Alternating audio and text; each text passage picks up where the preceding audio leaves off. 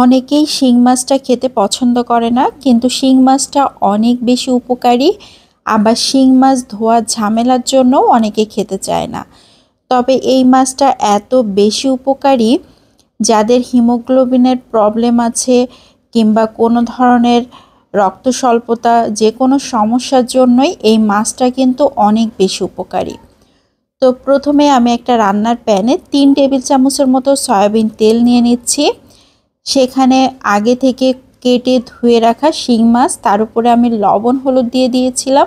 সেই মাছগুলোকে নিয়ে নিচ্ছি। মাছগুলোকে হালকা করে ভেজে নেব, খুব বেশি কড়া করে ভাজবো না। কিছুক্ষণ নেড়ে চেড়ে তারপরে এইভাবে উঠিয়ে নিচ্ছি।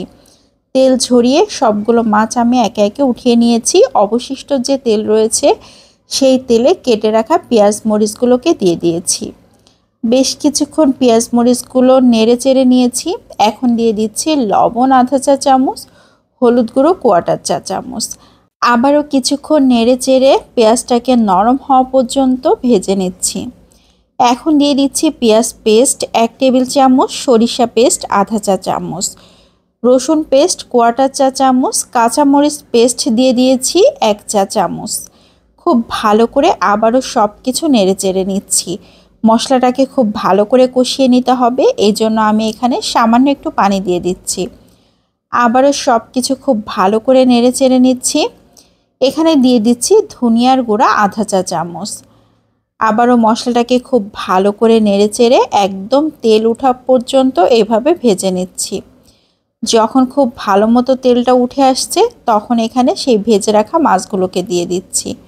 এই মাছটা দিয়ে মশলার সাথে বেশ কিছুক্ষণ ধরে এভাবে নাড়াচাড়া করে কষিয়ে নিতে হবে। আমি কিন্তু অনেকক্ষণ ধরে এভাবে মাছটাকে ভেজে নিয়েছি মশলার সাথে। মাছটা যখন খুব সুন্দর মতো ভাজা হয়ে যাবে, সে পর্যায়ে এখানে ঝোলের পানি দিয়ে দিচ্ছি। ঝোল যে যতটুকু রাখতে চান সেই অনুপাতে পানি দিলেই হবে। আমি 1 কাপ পানি দিয়েছি। তবে শিং মাছের ঝোল খেতেই কিন্তু বেশি মজার হয়, আর ঝোলটাতে বেশি উপকার। এই কারণে ঝোলটা একটু বেশি করেই রাখতে হয়। 1/4 চা চামচের মতো জিরা পেস্ট দিয়ে দিয়েছি। আবারও সব কিছু নেড়ে চেড়ে নিয়েছি। এখন ঢাকনা দিয়ে ঢেকে রান্না করে নেব 5 থেকে 6 মিনিট। তো ফিরে এসেছি 5 মিনিট পর। মাছটা অনেক সুন্দর হয়ে গিয়েছে, খুবই সুন্দর একটা বলক চলে এসেছে। এ পর্যায়ে আরও কিছুক্ষণ জাল করে নিচ্ছি। ঝোলটা একদম পারফেক্ট রয়েছে। এ পর্যায়ে চুলাটাকে বন্ধ করে দিচ্ছি। শিং মাছের ঝোল রান্না একদম কমপ্লিট হয়ে গিয়েছে। এই ঝোলটা যেমন উপকারী তেমনি মজার হয়, খেতে কিন্তু দারুণ টেস্টি। আর বাচ্চারা তো অনেক বেশি পছন্দ করবে, কারণ মাছে কাঁটার পরিমাণ একদমই কম।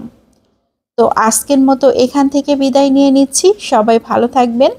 আসসালামু আলাইকুম।